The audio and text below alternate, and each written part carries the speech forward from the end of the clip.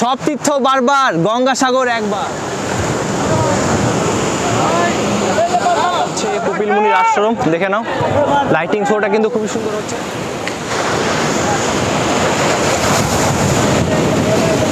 कोचुबिरिया घाटे किंतु गेटटा खूबी सुंदर भावे डेकोरेशन करा है, देखे नाओ काफी सुंदर बड़े बड़े जहाज जो कि आप लोगों को देखने मिलेगा, अद्भुत नज़ारा है एकदम। सब तीर्थ बारबार गंगासागर एकबार, এটা কি বাস্তব? এটা কিন্তু মোটেও বাস্তব নয়। এখন তোমরা গঙ্গাসাগর মেলা খুব সহজেই আসতে পারবে।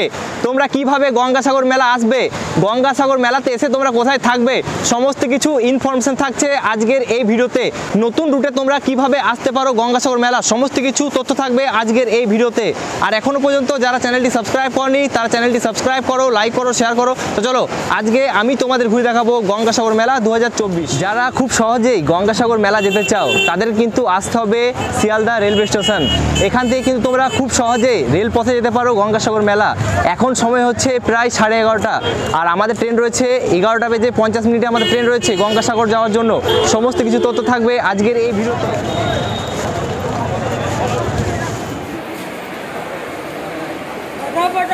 নাম্বার প্ল্যাটফর্মে আমাদের নামখানা লোকাল লেগে আছে। এই ট্রেন করে আমরা যাব আজ গঙ্গাসাগর মেলা। আর দেখা যাক এখন ভিড় আছে না ফাঁকা আছে। প্রথমের দিকটা প্রচুর ভিড় রয়েছে, আমরা একটু পেছনের দিকে যাব। যদি এখানে সিট পেয়ে যায় তো খুবই ভালো, না হলে দাঁড়িয়ে দাঁড়িয়ে যেতে হবে আমাদের। এখন সময় হচ্ছে 11:38। ট্রেনে আগে দিকে এলাম, আগে দিকে কিন্তু আমরা সিট পেয়ে গেছি। যারা গঙ্গাসাগর মেলার সময় যেতে চাও তাদের জন্য আমি রিকমেন্ড করব সকালবেলা ট্রেন ধরার, কারণ সকালে প্রচুর ট্রেন রয়েছে নামখানা যাওয়ার জন্য। আর কিভাবে তোমরা যাবে সমস্ত কিছু তথ্য থাকছে। নতুন পথে কিন্তু আমরা যাব। 11:50 শিয়ালদা থেকে নামখানার উদ্দেশ্যে ট্রেন ছেড়ে দিয়েছে, আর সঠিক সময় কিন্তু এই ট্রেন ছেড়েছে।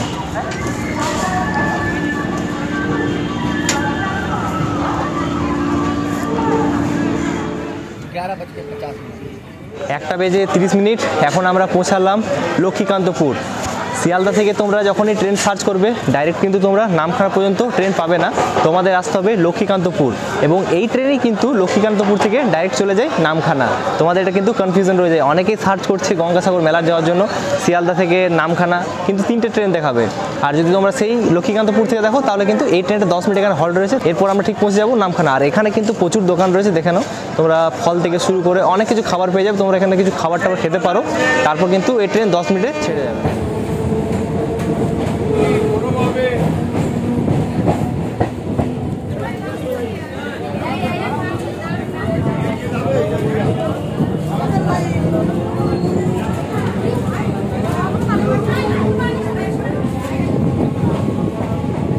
ফাইনালি এখন আমরা পৌঁছে গেছি প্রায় 3 ঘন্টা জার্নি করার পর নামখানা।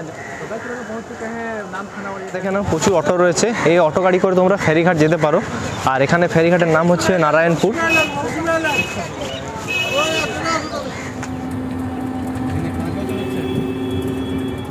ফাইনালি এখন আমরা চলে এসেছি নারায়ণপুর ফেরিঘাট।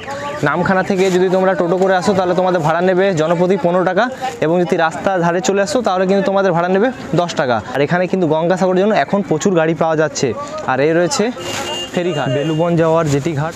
তোমাদের আমি বলেছিলাম আমি নতুন পথে তোমাদের নিয়ে যাব গঙ্গাসাগর মেলা, তাই আমি যাচ্ছি আজকে নামখানা থেকে গঙ্গাসাগর মেলা। জেটি ঘাটে আমরা দাঁড়িয়ে আছি, আর এখানে কিন্তু ভাড়া নিচ্ছে 40 টাকা। আর কিন্তু মেলার সময় মানে 10 তারিখ থেকে ভাড়া কিন্তু বেড়ে যাবে, বেড়ে হয়ে ওটা 50 টাকা হয়ে যাবে। আর যদি তোমরা কাকদ্বীপ থেকে যেতে চাও তাহলে ওই দিক থেকে কিন্তু 10 টাকা জনপ্রতি ভাড়া, ওটা কিন্তু সরকারি, এটা কিন্তু প্রাইভেট।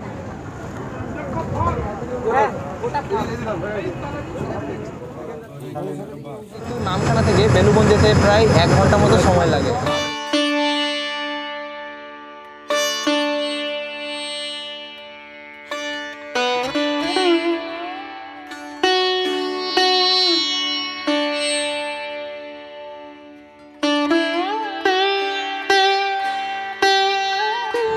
নামখানা জেটি ঘাট থেকে আমাদের বোট ছেড়ে দিয়েছে, আর বেলুবন আমাদের পৌঁছাতে প্রায় এখান থেকে সময় লেগে যাবে 1 ঘন্টা মতো। আমরা কিন্তু ওপরে চলে এসেছি, এই দেখে নাও। আর নিচে বসার জায়গা রয়েছে, সেটা তোমাদের দেখিয়েছি অলরেডি।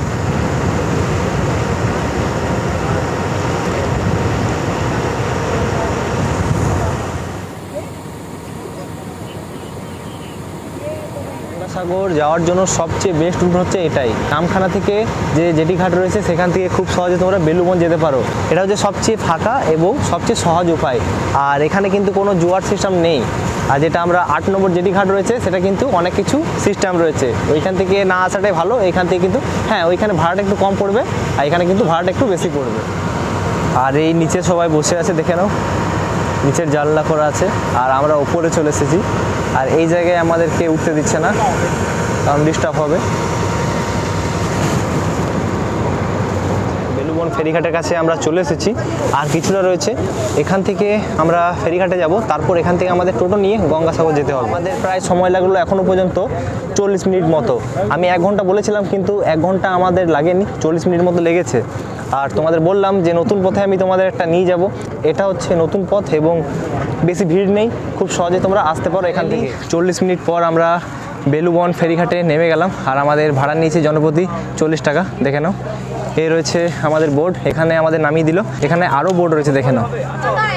আর মেলার সময় তোমাদের বলে রাখি 10 তারিখ থেকে, অর্থাৎ 10 তারিখ থেকে 16 তারিখ পর্যন্ত প্রচুর এখানে বোর্ড চলবে, আর শেয়ার গাড়ি তোমরা প্রচুর পাবে। এখানে কিন্তু টিকিট চেকিং হবে।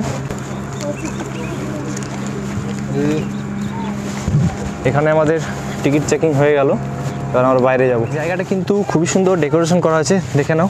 এখানে কিন্তু লাইট রয়েছে, এখন হয়তো তোমরা বুঝতে পারবে না, একটু অন্ধকার হলে তোমরা বুঝতে পারবে। এখানে কিন্তু থাকার ব্যবস্থা রয়েছে, দেখে নাও।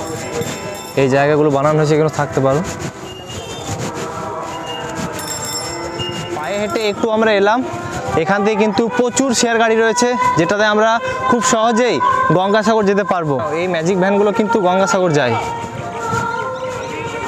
তাছাড়া আগে টোটো রয়েছে, এই টোটো যায়। বেলুবন থেকে গঙ্গাসাগর ভাড়া 60 টাকা। এই রয়েছে লিস্ট, দেখে নাও। এখানে আমরা শেয়ারে টোটো বুকিং করলাম, পার হেড কিন্তু পড়লো আমাদের 60 টাকা করে। আর এখানে কিন্তু টোটোর প্রাইস কিন্তু কমছে না, আর আমরা এখানে বুকিং করে নিয়েছি। দেখা যাক এবার আমাদের গঙ্গাসাগর যেতে কতক্ষণ সময় লাগে। আমি কিন্তু প্রথমবার আসছি, এবং আমি তোমাদের আমার প্রথমবার যে এক্সপিরিয়েন্স থাকবে সেটা তোমাদের অতি অবশ্যই আমি জানাবো। আর কিন্তু 2 দিনের অপেক্ষা, আর 2 দিন পর কিন্তু গঙ্গাসাগর মেলা শুরু হয়ে যাবে। বেলুবন থেকে আমরা টোটো গাড়ি করে নিয়েছি, শেয়ারে আমাদের ভাড়া পড়েছে জনপ্রতি 60 টাকা করে। বেলুবন থেকে গঙ্গাসাগর যেতে আমাদের সময় লাগবে প্রায় আধ ঘন্টা মতন। থেকে আমাদের গঙ্গাসাগর আসতে সময় লাগলো প্রায় 30 থেকে 40 মিনিট। আমরা টোটোতে এলাম, শেয়ারে আমাদের জনপ্রতি ভাড়া নিয়েছে 60 টাকা। এখন আমরা চলে এলাম গঙ্গাসাগর। এবার আমরা তোমাদের ঘুরে দেখাবো গঙ্গাসাগর মেলা। সাগর মেলার মূল এন্ট্রি এটাই, দেখে নাও। গেটটা কিন্তু খুবই সুন্দর লাইট দিয়ে সাজানো হয়েছে, আর রাস্তাটাও কিন্তু খুব সুন্দর সাজানো হয়েছে, দেখে নাও। এই মেলার জন্য কিন্তু স্পেশালভাবে এই রাস্তাটা সাজানো হয়েছে, আর চারিপাশে লাইট রয়েছে, আরো সুন্দর লাগছে। গঙ্গাসাগরে এই রাস্তাগুলো কিন্তু খুবই সুন্দর ডেকোরেশন করা হয়েছে, আর চারিদিকে কিন্তু খুবই সুন্দর লাইটিং রয়েছে, মানে দারুণ, এক কথায় বলতে গেলে অসাধারণ। আর মাত্র 2 দিন, তারপর কিন্তু গঙ্গাসাগর মেলা শুরু। এখানে দেখে নাও, লাইটিং এর গেটটা খুবই সুন্দর লাগছে। দুটো সাইডে ত্রিশূল রয়েছে, আর উপরে রয়েছে ওম। বাকি এই জায়গায় দেখে নাও, লাইটিংগুলো আরও সুন্দর লাগছে দেখতে। মানে এই যে রাস্তাটা রয়েছে মন্দিরে যাওয়ার বা সমুদ্রে গঙ্গা যাওয়ার রাস্তা, এটা কিন্তু খুবই সুন্দর রয়েছে, লাইটিংয়ে খুবই সুন্দর ডেকোরেশন করা হয়েছে। টু গঙ্গাসাগর মেলা, ঢেউ দেখে নাও, প্রচুর কিন্তু ঢেউ রয়েছে এখন। দেখে নাও গঙ্গাসাগরে কত ভিড় রয়েছে, প্রচুর ভিড় রয়েছে। আর এখন কিন্তু সমুদ্রতে প্রচুর ঢেউ রয়েছে, দেখে নাও। আর এই দিক থেকে কিন্তু নিচে আর যেতে দিচ্ছে না, দেখুন এখন কাজ চলছে অলরেডি। এই দেখে নাও, প্রচুর ঢেউ রয়েছে।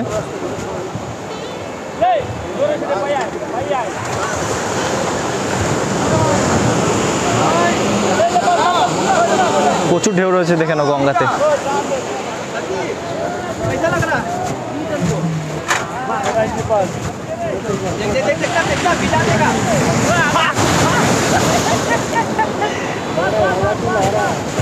দেখে নাও ঢেউটা, দেখে নাও।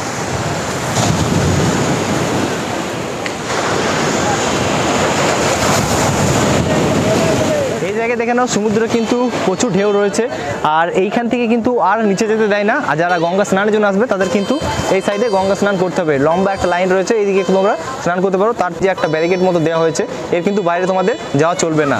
আর এটা হচ্ছে মেলার মার্কেট, দেখে নাও। এই মার্কেটে অনেক কিছু তোমরা পেয়ে যাবে, এই ব্যাগ থেকে শুরু করে অনেক কিছু পেয়ে যাবে। এই মার্কেটে কিন্তু বেশিরভাগ ক্ষেত্রে আমি ব্যাগ দেখতে পাচ্ছি, দেখে নাও। তাছাড়া অনেক কিছু রয়েছে। আর এইদিকে লাইটিংয়ের কাজগুলো দেখে নাও, খুবই সুন্দর লাগছে দেখতে। কপিলমুনির আশ্রম থেকে যে গঙ্গার ঘাট রয়েছে প্রচুর কিন্তু লাইটিং দেওয়া হয়েছে এই মেলার সময়, আর মেলা অলরেডি শুরু হয়ে গেছে। তোমরা ভিজিট করো, যারা গঙ্গা স্নানের জন্য আসবে তারা কিন্তু একটু সাবধানে আসবে, কারণ যারা একটু বয়স্ক মানুষ আছে তাদের জন্য কিন্তু একটা অসুবিধা হতেই পারে, কারণ এখানে লক্ষ লক্ষ মানুষের সমাগম হয়ে থাকে।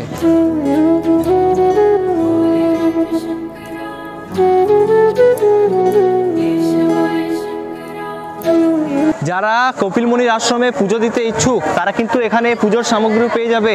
এই যে 3টে জায়গা রয়েছে, এই 3টে জায়গা থেকে কিন্তু তোমরা পুজোর সামগ্রী পেয়ে যাবে। এখান থেকে খুব সহজে প্রসাদ নিয়ে, এই রয়েছে কপিলমুনির আশ্রম, এখানে কিন্তু তোমরা খুব সহজে পুজো দিতে পারো। এই হচ্ছে কপিলমুনির আশ্রম, দেখে নাও লাইটিং শোটা কিন্তু খুবই সুন্দর হচ্ছে, আর মন্দিরের আশেপাশে কিন্তু প্রচুর ভিড় রয়েছে, দেখে নাও।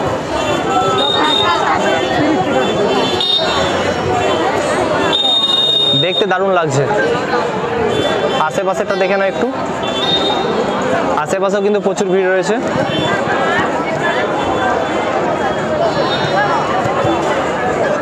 এই রয়েছে কপিলমুনির আশ্রম। আমরা এখন মন্দিরের ভেতরে যাব এবং তোমাদের দর্শন করাবো।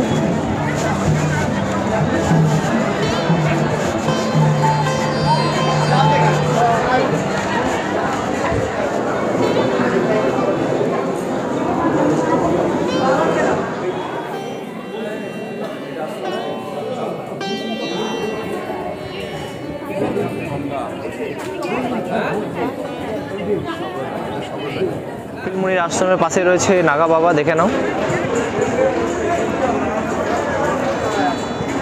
এই সাইডে রয়েছে এবং এই সাইডেও রয়েছে, দেখে নাও।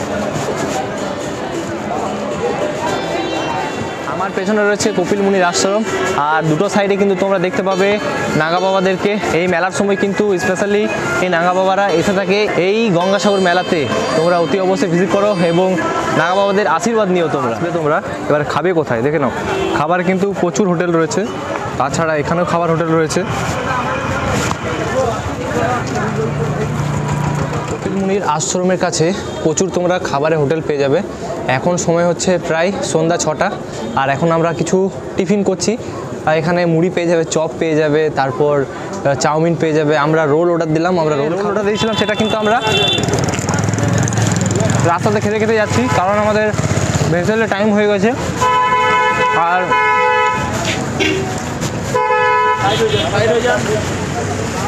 যা প্রশাসনের গাড়ি, কিছু বলার নেই, প্রচুর প্রশাসনের গাড়ি। এবং আজ কিন্তু গঙ্গাসাগর মেলার রাস্তাগুলো খুবই সুন্দরভাবে ডেকোরেশন করা হয়েছে, প্রচুর লাইট রয়েছে, আর মানে খুব ভালো ব্যবস্থা, মানে খারাপ ব্যবস্থা কিছুই নেই।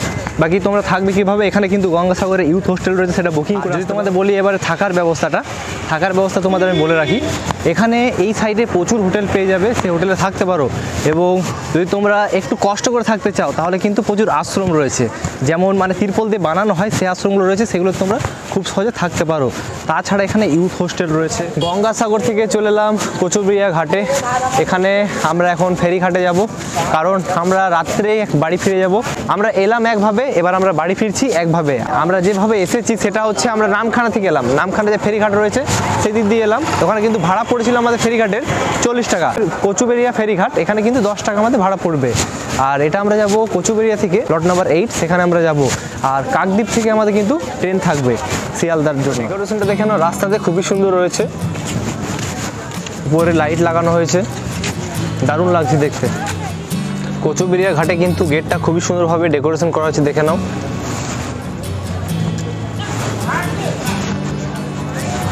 তোমাদের আমি ঘুরে দেখালাম গঙ্গাসাগর মেলা, কেমন লাগলো কমেন্ট করে অতি অবশ্যই বলবে। যদি বলি আমার এই ট্রিপে খরচা কত হয়েছে, 500 টাকার মতো খরচা হয়েছে। আর এখন আমরা কিন্তু বাড়ি যাচ্ছি, আজকে এসেছিলাম, আজকে বাড়ি যাচ্ছি। আরও ট্যুর রয়েছে, তার জন্য আজকের মতো এখানেই। বাকি যদি বলি আমরা কিভাবে এলাম, তোমাদের বললাম আমরা নতুন পথে বলতে শিয়ালদা থেকে কিন্তু নামখানা দিলাম, নামখানা থেকে আমরা নারায়ণপুর ফেরিঘাট গেলাম, তারপর কিন্তু ফেরিঘাট থেকে 40 টাকার লঞ্চের ভাড়া নিল। তারপর আমরা পৌঁছে গেলাম বেলুবন থেকে আমাদের যেতে হলো গঙ্গাসাগরের প্রায় শেয়ার গাড়ি নিয়েছিল 60 টাকা ভাড়া নিচ্ছিল, সেমভাবে কিন্তু আমরা আবার যাচ্ছি, কিন্তু ওই সাইড থেকে আমরা যাচ্ছি না, এবার সাইড আমাদের চেঞ্জ হয়েছে, সেটা হচ্ছে কচুবিড়িয়া হয়ে আমরা যাচ্ছি। লট নাম্বার 8-এ আমরা যাব, এখানে আমরা কাকদ্বীপ থেকে আমরা ট্রেন ধরবো, তারপর আমরা যাব শিয়ালদা। সমস্ত কিছু তোমাদের ঘুরে দেখালাম। এই ভিডিওটা কেমন লাগলো কমেন্ট করে অতি অবশ্যই বলবে।